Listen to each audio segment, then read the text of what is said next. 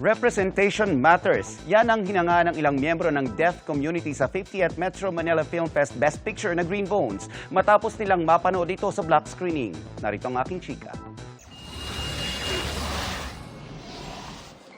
Nagkaroon ng black screening ang 50th Metro Manila Film Festival Best Picture na Green Bones para sa ilang individual na hirap sa pagdinig. Napahanga ang mga nanood hindi lang sa takbo ng kwento, kundi pati na rin sa representasyon ng deaf community sa award-winning film ng GMA Pictures at GMA Public Affairs. Gumanap sa Green Bones si Shena Stevens bilang isang bata na hirap sa pagdinig.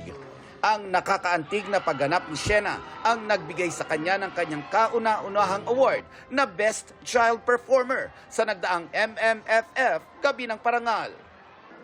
Isa sa mga nakanood at naantig ang damdamin ay si Camille na para makarinig ay kinabitan ng cochlear implant. Nagpapasalamat siya at naisip ng produksyon ang mga taong hindi o hirap na makarinig. At malaking tulong daw ang subtitles ng pelikula para maintindihan at mapalapit sa puso ng mga manonood ang kwento. Without the subtitles, I don't think I will be able to understand the movie. Pero because of the subtitles, the expressions of the people, I'm able to understand it fully. So, if hearing alone, it's really hard.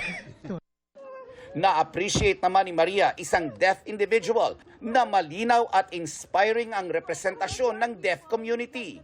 Lalo na sa pagganap ni MMFF 2024 Best Actor Dennis Trillo. Nakita niya raw ang sarili sa pelikula, kaya't lalong naantig ang kanyang damdamin.